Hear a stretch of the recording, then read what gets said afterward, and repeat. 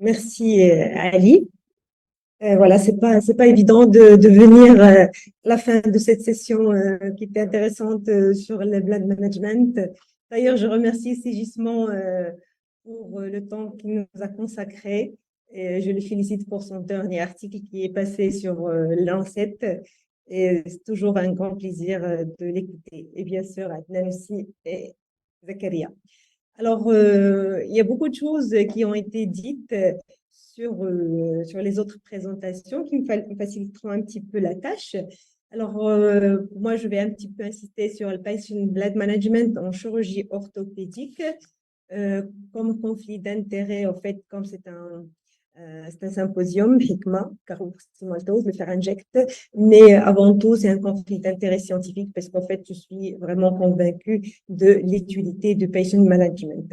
Alors, le patient management, on a vu tout à l'heure, depuis tout à l'heure qu'on fait la définition, c'est plusieurs concepts médicaux, chirurgicaux qui sont fondés sur des preuves et conçus pour gérer l'anémie, optimiser l'hémostase, minimiser les pertes sanguines. En anglais, on trouve que le mot il explique plus l'intérêt. Et bien sûr, tout ça, c'est pour améliorer le devenir des patients. Les définitions de l'anémie et déficit martial, l'hémoglobine à 13, et j'aimerais bien qu'on insiste sur ça, c'est-à-dire que pour l'OMS, la femme, c'est inférieur à moins de 12 grammes, mais pour le consensus international, c'est même pour les femmes moins de 13. Ça fait que les femmes, ils sont de petite taille. Quand ils perdent du sang, ils sont plus dans l'anémie post-opératoire, plus que les hommes. Et c'est pour ça qu'il faut quand même prendre là une égalité sur ce point. L'hémoglobine, on considère que l'hémoglobine inférieure à 13, c'est une anémie, que ce soit pour l'homme et pour la femme. Et par la ferritine, ce qui est en déficit martial, c'est 100 grammes par litre. La prévalence de l'anémie, on a vu depuis tout à l'heure, c'est très, très fréquent. Et dans la population générale, surtout dans la chirurgie majeure, chirurgie orthopédique fait partie de ces chirurgies. Là, j'ai trouvé cet article qui est récemment publié par l'équipe du professeur Msrar sur ces prévalences de l'anémie. Dans la région de Martil, Fenêtre Martil, qui est une région du nord du Maroc. Et voilà, on retrouve quand même, chez les hommes, on est aux alentours de 33%, et chez les femmes, 46,8% de femmes qui sont anémiques, alors qu'on a pris ici une hémoglobine moins de 12. On voit bien un peu plus de tiers de la population est anémique. Si on entre dans les détails chez les jeunes, et là chez les hommes, on trouve que la plupart de ces anémiques, c'est plus de 2 tiers de ces 1 tiers qui sont anémiques, c'est des hommes qui sont plus de 45 ans. Chez les femmes aussi, 40%, c'est des femmes plus de 45 ans. Et si on parle surtout de la chirurgie prothétique en, en orthopédie, on est surtout sur cette tranche d'âge. Alors, la chirurgie orthopédique, c'est en général aux alentours de 20 à 25% dans les différentes études et différentes méta-analyses, de 20 à 25% d'anémie pré-opératoire. L'anémie en chirurgie orthopédique, si on se base sur cette revue de littérature, on trouve que l'anémie est aux alentours de 20%, 15%, il y a des équipes 20% jusqu'à 39%. Mais si on prend sur cette étude qui est publiée en anesthésologie en 2010, on voit ceux qui ont pris l'hémoglobine à 13, ils étaient aux alentours de 31 à 39%, alors que c'est un peu plus que le tiers des patients sont anémiques en chirurgie prothétique. Aussi, dans cette chirurgie prothétique, on voit que, c'est vrai que c'est une étude qui est un peu ancienne, c'est-à-dire que je pense que les principes du blood management n'étaient pas optimaux à ce moment. On voit que la transfusion arrive jusqu'à 92% avec une moyenne de 3 à 4 kilos globulaires pour ces patients, et parce qu'en fait, c'est une chirurgie hémorragique qui est aux alentours de 1 litre, 1 litre 500 et même 1 litre 800 pour ce qui est de la PTG et la PTH, de la chirurgie prothétique de la hanche et du genou, qui sont c'est une chirurgie quand même qui est quotidienne. Ce qui ne pose que c'est des patients qu'on est obligé de transfuser parce qu'ils sont anémiques au départ, ils saignent beaucoup, c'est plus de 500, beaucoup plus plus de 500, et ce qui fait qu'on tombe dans la transfusion. Mais en fait, l'anémie en elle-même préopératoire, on sait cette étude-là qui était par l'équipe de Khalid Moussellem, publié dans le Lancet 2011, que les liés à la morbidité et une mortalité. En fait, je passe un peu vite parce que ça a été un peu dit par mes collègues avant. Et on voit que là, ce qui est associé l'anémie avec soit l'anémie, voilà, en orange, soit l'anémie, soit c'est en orange, soit l'anémie associée à un autre facteur de risque. Mais quand on voit que l'anémie est un autre facteur de risque, ça augmente encore la mortalité. Et vous voyez, ça, c'est en bleu. C'est pour ça que cette anémie en préopératoire, il faut la traiter. Il ne faut pas que le patient arrive, surtout pour des chirurgies électives, chirurgies programmées au bloc opératoire, alors qu'il est anémique.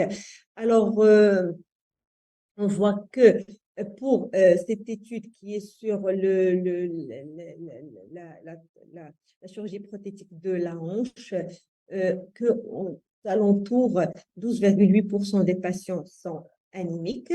Et il faut qu'il y a pour la prothèse du genou, prothèse de hanche, il y a un risque très élevé de transfusion et aussi de prolonger la durée du 6 jours et surtout les réadmissions sur les 90 jours qui vont suivre. C'est pour ça qu'il faut absolument optimiser l'hémoglobine en préopératoire pour ces patients.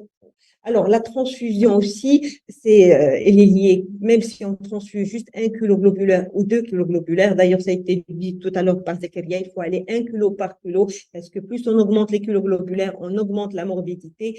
Et cette transfusion est liée aussi à une mortalité, les complications pulmonaires, le sepsis au niveau du site opératoire, les maladies thromboemboliques. Alors, le message, on a une anémie fréquente, anémie délétère, la chirurgie orthopédique, elle est hémorragique, ça donne la transfusion et il y a de la mortalité. Alors, la solution, il n'y a pas 36 000 solutions, comme on dit. Il faut traiter l'anémie en périopératoire, c'est en préopératoire là, mais en périopératoire, en général, il faut traiter là, cette anémie. Les 3 piliers du concept du PBM, qui étaient le pilier 1, c'est le préopératoire, le péropératoire et le post-opératoire. On va démarrer par le pilier, le premier qui est l'anémie en préopératoire. C'est une anémie qu'il faut diagnostiquer aussi le déficit martial. Il faut traiter cette anémie et on va voir comment on va faire. Alors, la carence martiale, c'est la première étiologie de l'anémie au monde, c'est-à-dire la plupart des patients qui vont se présenter en consultation d'anesthésie ou en consultation de chirurgie et proposer pour pour la chirurgie, c'est des patients qui sont anémiques. C'est des patients qui sont anémiques avec une carence martiale, suite à une carence martiale.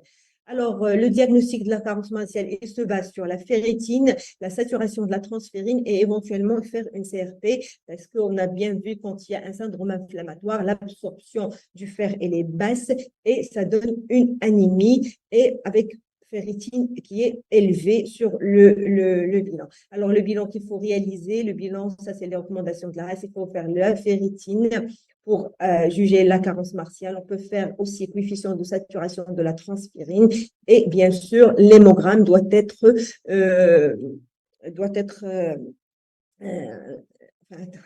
vu dans son contexte.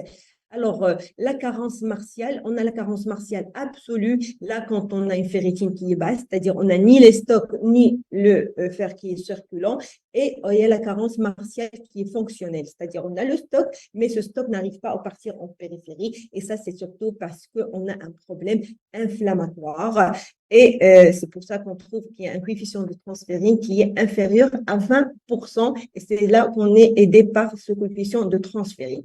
C'est-à-dire, dans tous les cas, c'est une carence martiale qu'il faut traiter, mais on a une idée de placer ce patient. Est-ce qu'il a une anémie par carence martiale absolue ou c'est une carence martiale qui est fonctionnelle?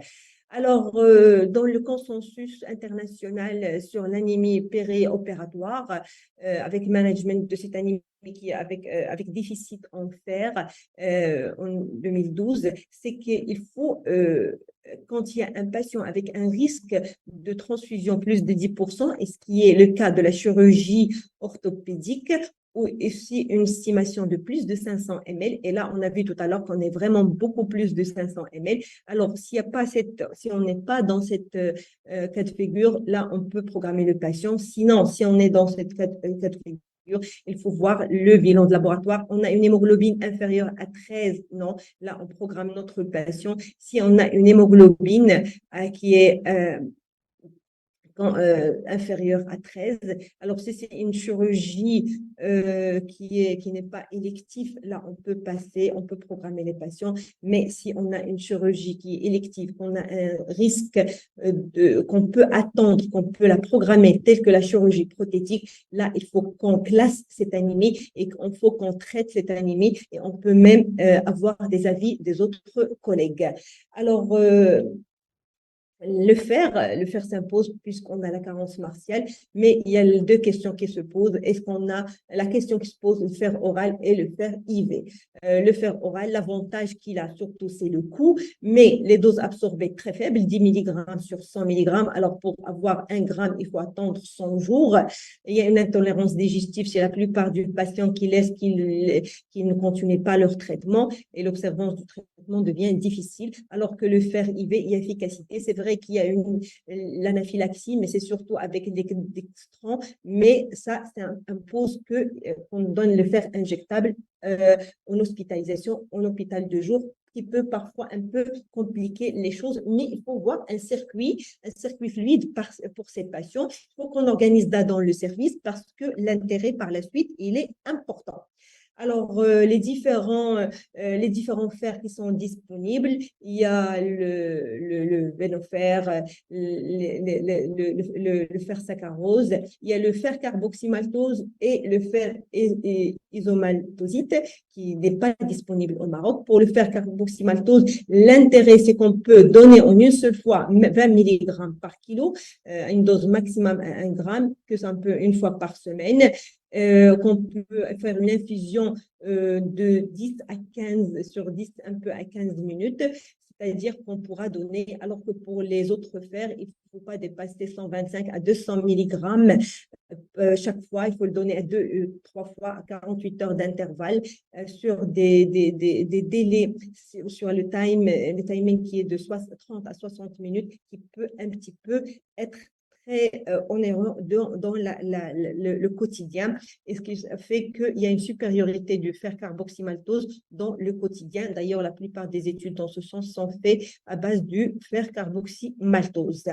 Alors, la lépsidine, je vais passer, et ça a été vraiment discuté en long, en large, parce qu'aussi, il y a ce syndrome inflammatoire qui empêche le fer oral, et on a pas mal de patients dont ils ont des maladies inflammatoires, c'est des diabétiques, et c'est des patients qui ont polymédiqué, vu leur âge. Alors, leur ajouter aussi du fer oral, ça fait un petit peu beaucoup, et ça donne une malobservance, et en même temps, on ne gagne rien, même le patient, il est mal à l'aise avec ce traitement.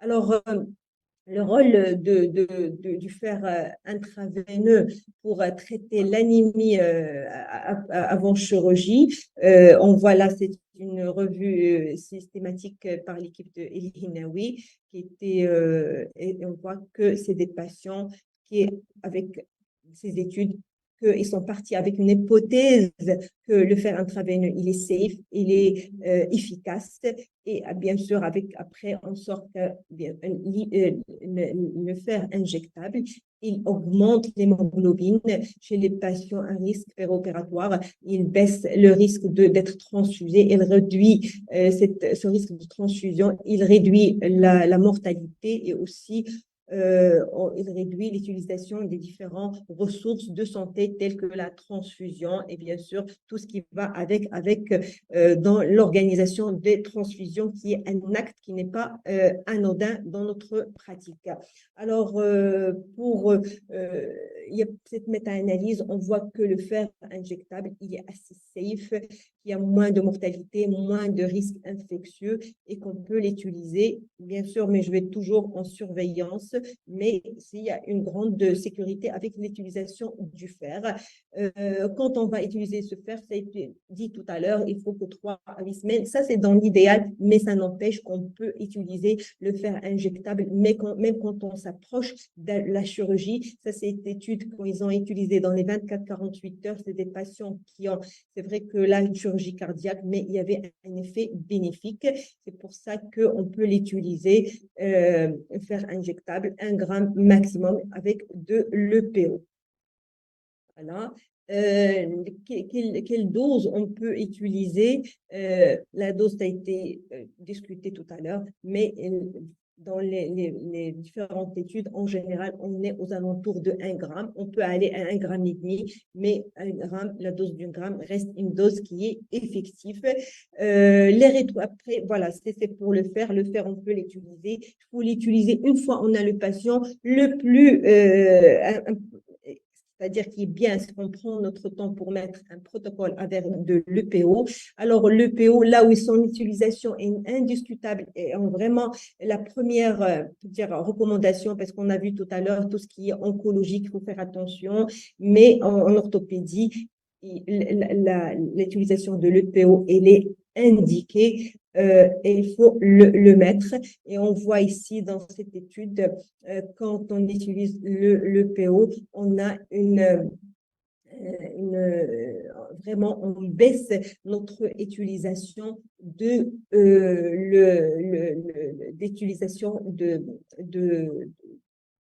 transfusion, même mieux chez les patients qui n'ont eu pas d'indication initiale à l'EPO. C'est-à-dire chez les patients, on indique l'EPO parce que l'EPO, avec le fer, hein, parce qu'il faut toujours mettre le fer, parce que l'EPO est dans cette hématopoïèse.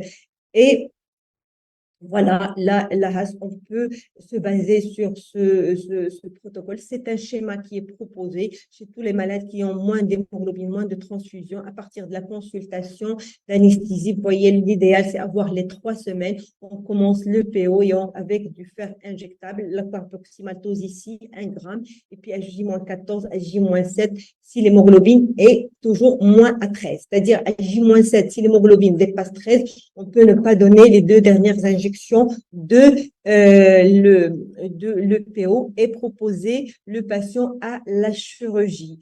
Alors, voilà, en préopératoire, on traite l'anémie, on met du fer injectable, de l'EPO. En préopératoire, en dehors de nos conditions, enfin, tout ce qu'on peut utiliser comme normothermie, profondeur de l'anesthésie, la normovolimie, adapter le monitorage, utiliser le fibrinogène. Et bien sûr, il y a une part toujours du chirurgien. On a des partenaires, c'est les chirurgiens. Il faut qu'ils utilisent des techniques mini-invasives. Dans la chirurgie prothétique, c'est-à-dire que les méthodes de récupération ne sont pas vraiment indiquées parce que si on utilise tout ce que le fer injectable, si on utilise l'acide tranexamique qu'on va voir tout de suite, en général, on baisse aux alentours de 3% le risque de transfuser les patients. Alors, l'acide tranexamique, qui est le produit pour moi toujours, c'est un produit magique. Il réduit cette probabilité de transfuser. Voilà, sur cette méta-analyse, les patients environ 38% des cas. Il y a une efficacité démontrée de l'acide tranexamique. On ne peut pas démontrer son efficacité. L'efficacité est démontrée et aussi la réduction de tous les coûts démontrés. C'est-à-dire quand on donne aux patients l'acide tranexamique, vraiment le risque de saignement et baisse le saignement et on gagne sur le fait que le patient soit transfusé. C'est indiqué et il faut vraiment l'utiliser dans la chirurgie. Et je vous dis, au quotidien, on l'utilise. Moi, dans le quotidien, c'est-à-dire mes chirurgiens avec qui je travaille refuseront absolument de faire des chirurgies prothétiques en orthopédie s'il n'y a pas la présence, s'il n'y a pas d'exacile. Ça arrive parfois quand on a des ruptures, mais on se débrouille toujours pour en avoir. Alors là, c'est une étude qui a été publiée très, très, très récemment par l'équipe du professeur Sigismond Lazzocchi sur le Lancet, sur le fer injectable associé à l'acide tranexamique. C'est un essai randomisé en double aveugle avec des patients qui ont double placebo avec le fer injectable et puis placebo, l'acide tranexamique et le placebo que là, il y a une baisse de saignement et du risque, bien sûr, de transfusion très, très importante avec le groupe qu'on a utilisé, le fer injectable et l'acide tranexamique. Alors, voilà, en péropératoire, s'il y a un message, c'est les techniques mini-invasives, bien sûr, avec toute notre prise en charge du patient, ce qui est réchauffement, normovolémie, et aussi l'acide tranexamique qu'il faut commencer. Et pour le protocole d'utilisation, on le trouve surtout les protocoles qui sont de l'AAS, les protocoles de la Société marocaine d'anesthésie et réanimation, et protocole de grâce aussi, comme j'ai le chapeau de grâce, il y a un protocole. Alors, pour le post-opératoire, maintenant, on a le pré, le per et le post-opératoire. Le post-opératoire, c'est surtout discuter pour ce qui est transfusion. Là, il faut vraiment avoir des risques, des seuils restrictifs, c'est-à-dire si on a une hémoglobine inférieure à 7, mais c'est le malade tolère mal cette anémie, on transfuse, et puis entre 7 et 8, on va pas, s'il y a une tolérance, c'est-à-dire c'est surtout, il faut qu'on voit notre malade sur la clinique. C'est vrai, si on a un malade coronarien inférieur à 10, on va le transfuser, mais le reste, il faut on voit est-ce que notre malade tolère. Surtout, il faut voir que c'est des patients en chirurgie prothétique. On va leur demander une rééducation, on va leur demander de se mettre à pied. Il faut qu'il y a vraiment que c'est des patients qui doivent déambuler, qui doivent. C'est ça l'intérêt de leur mettre le prothèse. Alors, s'ils sont fatigués, s'ils sont asthénique, ça va pas, ça va être difficile et c'est pas le but de les opérer. Maintenant, le fait de traiter l'anémie, est-ce qu'on doit continuer à traiter l'anémie en post-opératoire? Parce qu'en fait, l'anémie par carence martiale, c'est vrai, on va se baser juste sur l'hémoglobine parce qu'en post-opératoire, c'est un peu difficile avec la ferritine parce qu'il y a un syndrome inflammatoire, on peut trouver une ferritine qui est élevée. Là, il faut se baser peut-être et assimiler le patient à un patient en réanimation et voir de l'hepsidine ou des érythroblastes, mais il faut notre façon de faire habituelle en post-opératoire, c'est-à-dire avec la ferritine, devient difficile vu qu'on est dans un syndrome, enfin, on est en post-opératoire, c'est-à-dire qu'il faut peut-être dans notre contexte se baser sur l'hémoglobine et traiter le patient pour cette anémie post-opératoire. Parce que cette anémie post-opératoire, c'est-à-dire le patient peut sortir avec 10 d'hémoglobine, mais quand il va partir, il va peut-être avoir des déperditions, il va revenir à ses habitudes alimentaires qui ne sont pas vraiment très saines et il va faire de l'anémie et au bout de 1 mois, 3 mois, 4 mois, peut-être on ne va pas le voir et ça va être difficile. Si on le met si on va mettre les malades sous fer oral, le fer oral, c'est-à-dire aussi c'est difficile parce que il y a un syndrome inflammatoire. Alors là, parce que là, c'est une étude qui a été par l'INAWI qui parle aussi qu'il faut mettre ces patients, qu'il suggère qu'il faut qu'il y a un patient balade management et qu'il y a les guidelines qu'ils doivent suivre le patient en post-opératoire. Ce post-opératoire aussi, là, on voit que Manuel Manos aussi indique que il faut absolument avoir des, des recommandations dans ce sens. Et en 2018, il y a cette recommandation, pardon, 2019, ces recommandations qui sortent et éventuellement, on indique le traitement de l'anémie en post-opératoire.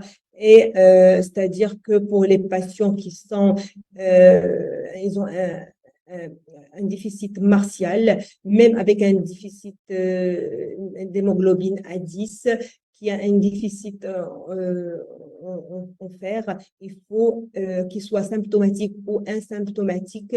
Quand ils sont symptomatiques, il faut discuter la transfusion, mais qu'ils sont asymptomatiques, même avec une hémoglobine inférieure à 8, il faut considérer les mettre sous fer injectable avec d'autres suppléments. Et comme je vous ai dit, ce n'est pas la peine de faire la ferritine, on est dans un syndrome anti-inflammatoire. Alors, les messages que je veux faire passer, c'est l'anémie avec une carence martiale fréquente au préopératoire. On a déjà parlé plusieurs fois cette matinée. Pertes sanguines en chirurgie orthopédique sont importants. diagnostic de l'anémie préopératoire, il faut le faire. Il faut faire injectable plus l'OPO, l'acide tranexamique, anémie post-opératoire, aussi le faire injectable. Il y a un protocole de l'asthma qui a été fait déjà en 2018. Et je pense qu'on a besoin un petit peu de modifier il faut faire un update, mais il reste valable. Il y a aussi ce protocole de grâce pour la chirurgie orthopédique avec l'EPO et 1 gramme de carboxymaltose. Il est urgent de mettre sur place un protocole de blood management parce que c'est un gain sur tout le plan, le coût, le patient est gagnant, le personnel, l'hôpital.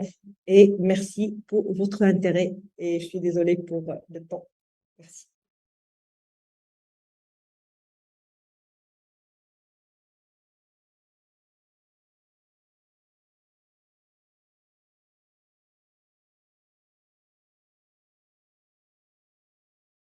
Voilà, je rends la parole au modérateur. Oui, les modérateurs sont là. Le Voilà. modérateur, en l'occurrence, Voilà. vous avez Moi, je tout ne vais le pas boulot de abandonner. Hein. professeur J'ai Berger eu peur. qui a dû partir et qui remercie tout le monde pour la présence et pour l'assiduité et pour la qualité des présentations. Alors, Afar, ta présentation a déclenché beaucoup de réactions sur Internet, donc je vais essayer de classer les questions. La première question, c'est on a constaté, initialement, là, cette question est aussi adressée à professeur Verdeil, parce que la question est commune. On a constaté dans ta présentation, tu avais une préférence, on va dire, pour une molécule, le fer inject, pour ne pas le citer. Et la question porte sur le choix des molécules qui sont disponibles au Maroc. Il y en a à peu près 5, je crois. Et donc, quelle est la molécule que tu recommanderais en orthopédie, puisque c'est le sujet de la présentation? Et est-ce que cette recommandation serait valable aussi en obstétrique? Ou là, peu importe la molécule du moment qu'on le donne. Quel est ton sentiment là-dessus? D'accord, merci. Merci pour la question. En fait, moi, j'avais fait le tableau que j'avais. Vous avez toujours le partage? Oui, si on peut partager l'écran. Juste, je vais revenir sur une diapo. Oui, moi, je dis, c'est-à-dire en dehors du conflit d'intérêts, en dehors que ce soit un symposium, on va le dire comme ça, c'est le carboxymaltose. Et d'ailleurs, c'est ce que j'utilise dans ma pratique quotidienne. C'est juste parce qu'en fait, comme j'ai dit, on peut, c'est-à-dire, et la plupart des recommandations, c'est le carboxymaltose, et parce qu'en fait, on peut donner jusqu'à 1 gramme pour jusqu'à 1 gramme patient en une seule fois, c'est-à-dire en une semaine.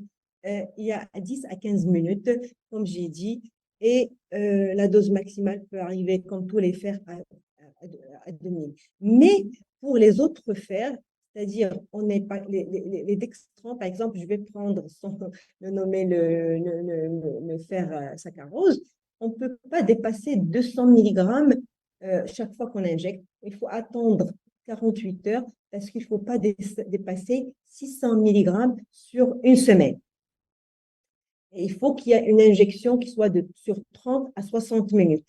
C'est-à-dire, si on compare les fois où on doit ramener le patient, les fois et même le risque anaphylaxique, il est un peu plus majoré pour le fer saccharose. C'est-à-dire, si on doit ramener le patient 3 fois par semaine, alors qu'on peut, avec le carboxymaltose, le faire en une seule fois, et quand même, on ne va pas arriver à la dose voulue. Je vous ai dit que la dose en général qu'il faut qu'on donne en préopératoire, c'est aux alentours de 1 gramme, 1 gramme et demi, jusqu'à 1 gramme et demi. Ça, c'est basé sur les différentes études. Alors, pour arriver à ça, avec le fer saccharose, et je pense que la question, c'est surtout pour ça, parce qu'il y a une grande différence, oui, de prix, mais quand on fait les choses, on va au bout et on voit que ce patient, on va le ramener 4, 5 fois, on va le ramener 3 fois par semaine et puis on va lui dire de partir et puis on va le ramener. Alors que pour le carboxymaltose, on peut lui donner, on peut démarrer notre protocole de PO.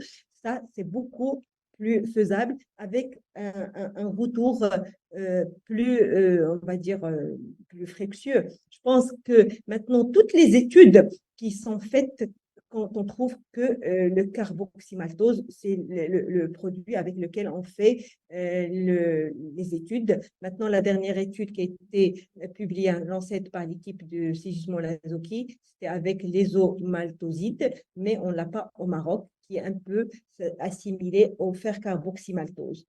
Voilà, je pense que moi, je déclare, c'est pas une préférence, c'est scientifiquement, c'est une préférence scientifique, le fer carboxymaltose, le fer injectant en l'occurrence, est le produit le plus adapté.